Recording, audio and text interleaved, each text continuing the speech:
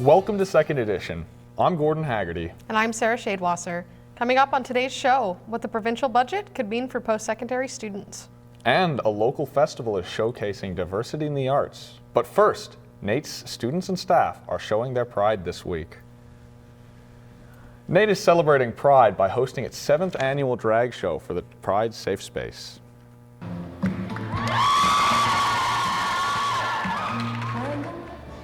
The crowd goes wild for the Queens as Nait showing their support for Pride all week in the Cat Building. The opening event was an amazing drag show with free popcorn to boot. Students flocked to the event to celebrate diversity and show their appreciation for the art of drag.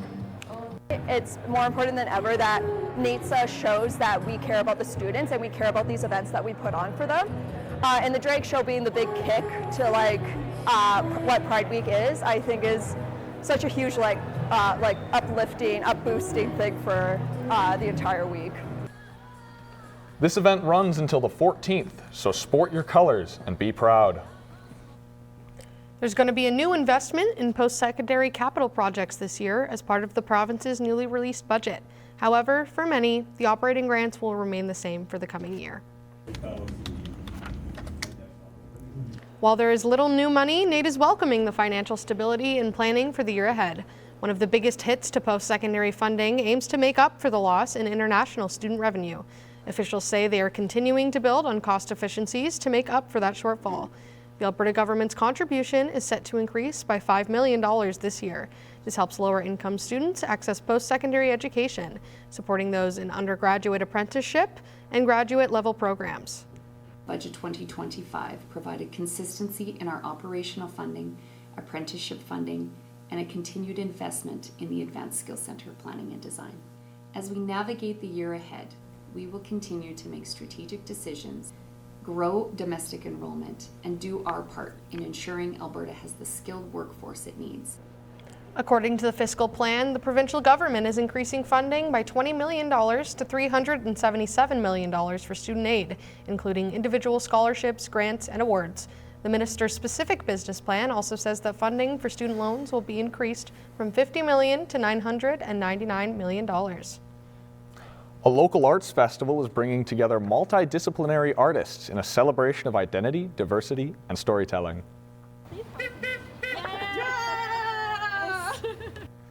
The SkirtsAFire Festival seeks to recognize underrepresented artists, including women, non-binary, and individuals in the LGBTQ2S+ community. A featured draw this year is the production of a Dance Nation, which runs out of the Gateway Theatre in Old Strathcona for the entire duration of the festival. Over the years, the event has grown to include more than 100 artists and an average of 3,000 attendees. Accessibility and inclusivity remain at the forefront as the organization seeks to maintain the values instilled by the festival founders. The festival was founded back in 2012 based on the severe underrepresentation of women in the arts on professional stages, and it started kind of with theater, but the more we did research, we found it happens kind of across all art forms. What comes to mind about the impact of this festival is the artist response. A lot of the time we'll hear back from artists that they might not have had the opportunity to do their show or share their story in the way that they could at SkirtsAFire. That really has stood out to me because we'll receive feedback from the teachers and from the students directly about what it meant to see their stories reflected on stage. The SkirtsAFire Festival runs from March 6th to 16th at various locations around the city. Well, with Alberta not buying any more American alcohol, Albertans are trying to find a new way to quench their thirsts.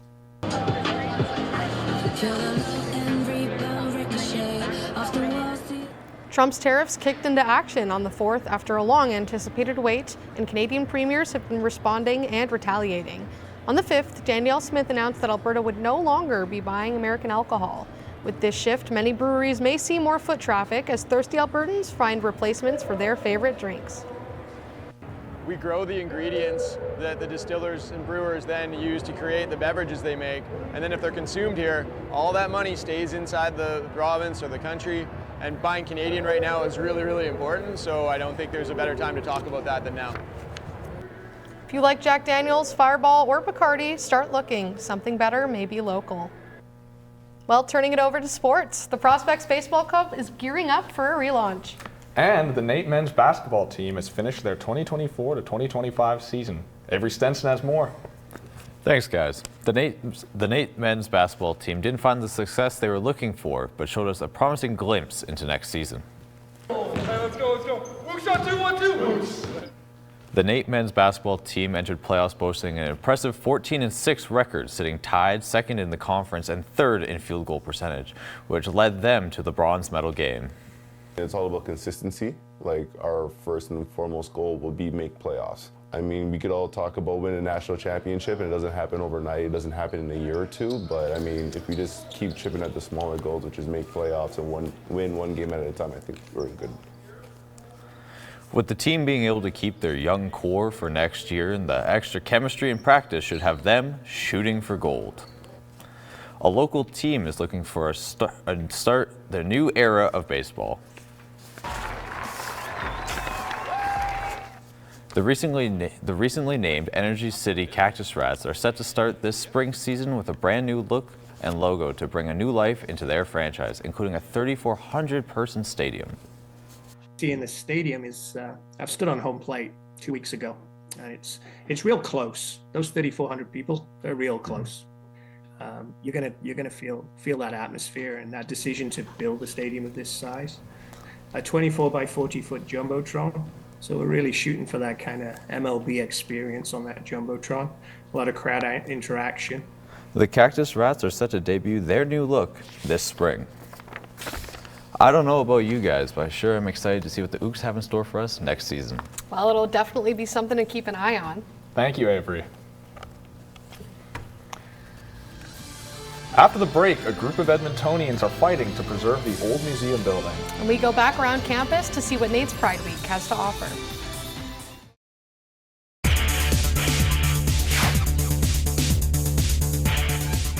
Some Edmontonians are fighting to save the old Royal Alberta Museum building. While the museum has moved, the building is slated for demolition. Some believe losing the historic building would be a mistake. Our Carter Bell spoke with one of the protesters on the fight to the finish. Carter? Hello, I am Carter Bell, 2nd edition.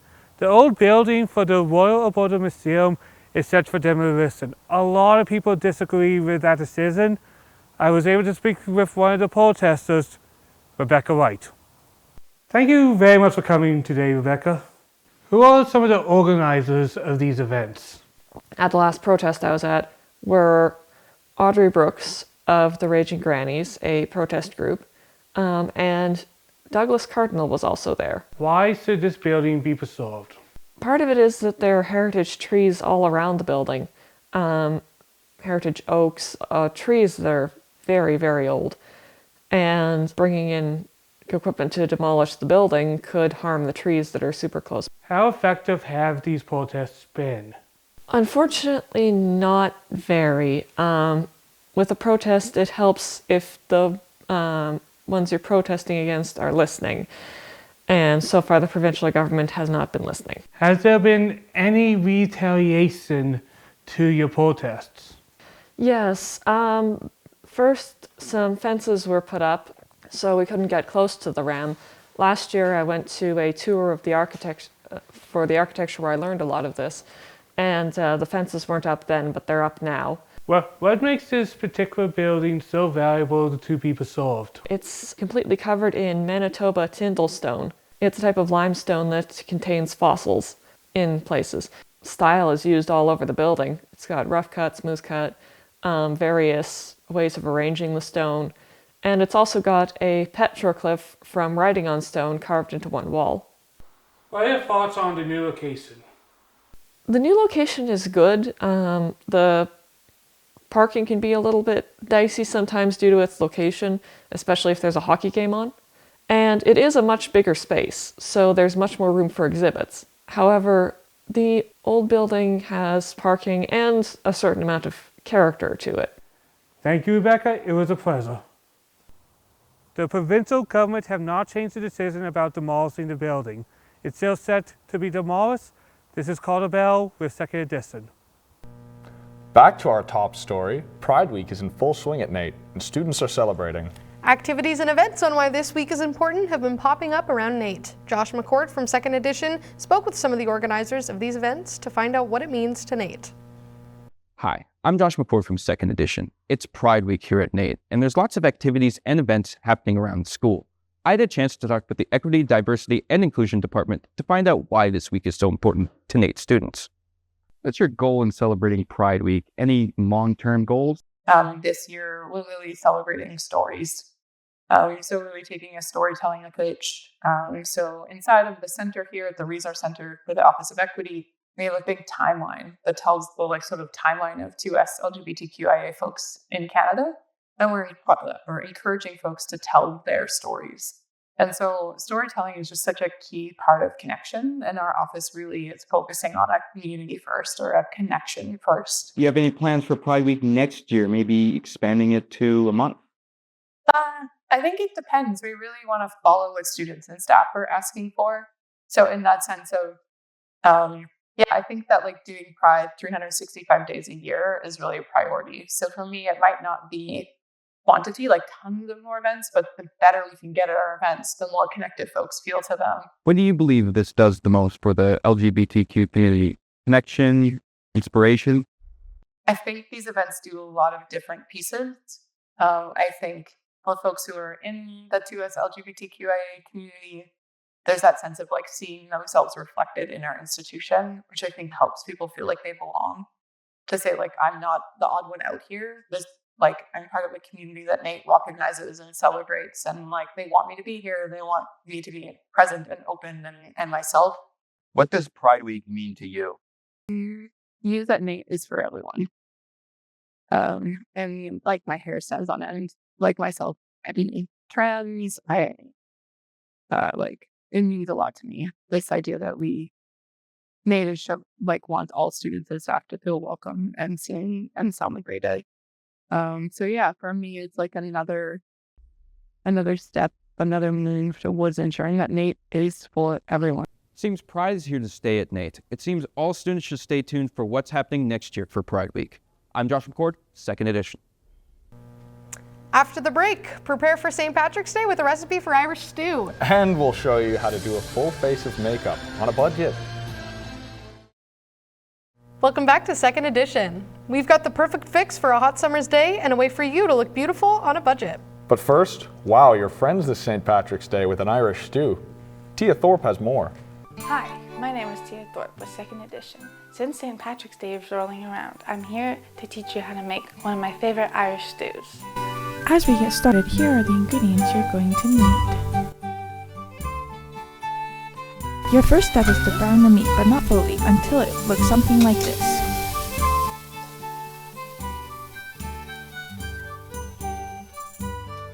Next, you're going to mince your garlic, along with getting the other stock ingredients ready for simmering. After you're done mincing your garlic, you're going to put that along with a tablespoon of sugar, 1 tablespoon of Worcestershire sauce, a tablespoon of dried thyme, your 2 bay leaves, 2 tablespoons of tomato paste, 1 cup of Guinness, 1 cup of hearty red wine, 2 cups of water, and 4 cups of your pre-made beef broth into your pot. Now stir this all together, then cook for an hour at a fair simmer, stirring occasionally. While that's cooking, you're going to want to peel and chop your carrots and onions. Once they're chopped, you're going to want to cook them in a separate pan with butter on a medium heat for about 15 minutes. While those are sautéing, cut your potatoes into 1-inch pieces, which is about 7 cups.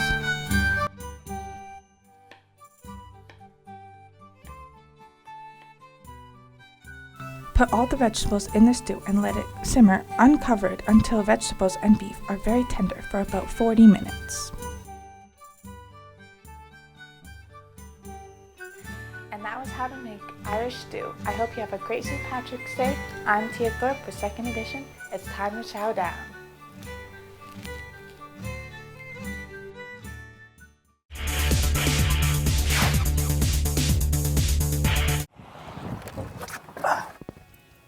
Hey, this is Gage Russell with 2nd Edition. With the warm weather coming up, everyone could use a nice sweet treat, but anytime you go to a fast food place to pick yourself up a nice refreshing milkshake, half the time it doesn't even have milk in it. That, my friend, that's not gonna fly. So I am gonna show you guys how to make some of the best milkshakes you've ever had. Let's get to it. All right, I'm gonna show you how to make 3 different types of milkshakes. One we're gonna be making with some protein, one we're gonna be making with some fruit, and the other is gonna be sweet as heck. All right, let's get into it. To start us off, we will be making that sweet milkshake I mentioned. We will be making a chocolate milkshake, so we're gonna start off with chocolate ice cream, toss in our milk, and then we're gonna put her on the blender. It's really as simple as that.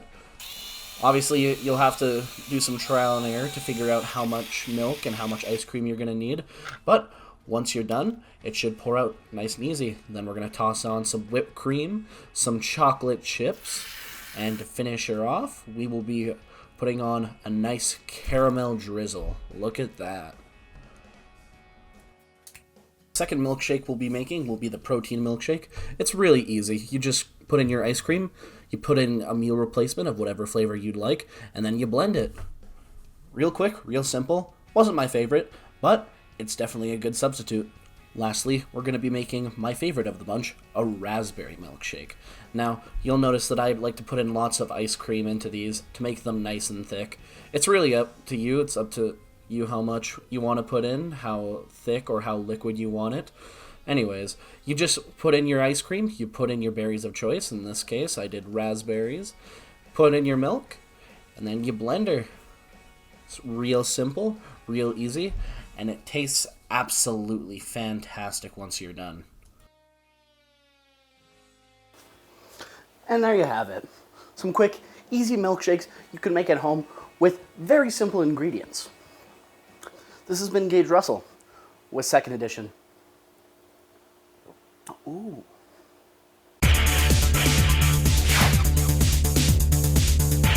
Hi, I'm Brie Boucher for 2nd Edition. Today I'm going to show you how to achieve the perfect makeup look for under $150. And the best part is you can get all these products from the drugstore. Let's hop right in.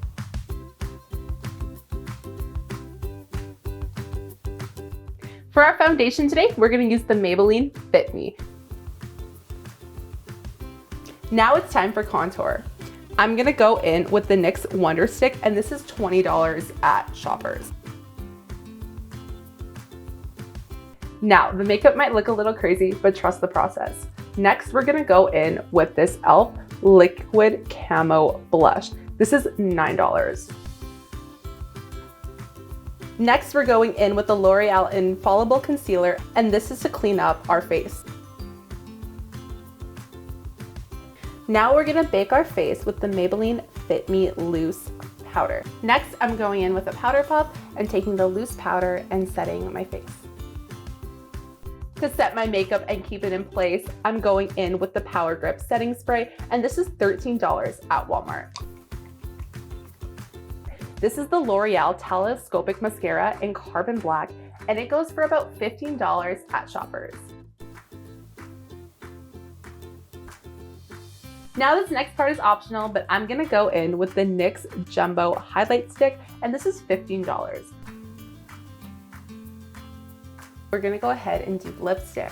Now for my recommendations, I recommend the NYX Professional Makeup Shine Loud. I find this stays on all day and you can get it for $20. Now time for our last step. This is completely optional and it's only if you wanna make your eyelashes pop. So what I would do is I would take an eyelash curler and I would curl my top lashes for about 60 seconds each and just watch how much they pop. Just look at that difference. Wow. And just like that, you have the perfect makeup look for under $150. Now you're ready for a night out. For 2nd Edition, I'm Brie Boucher. Well, I might have to swing by the drugstore on my way home and pick up some of that mascara. Yeah, I'm suddenly craving a milkshake. Well, that's all we have for you today. Tune in next week for another episode of Second Edition.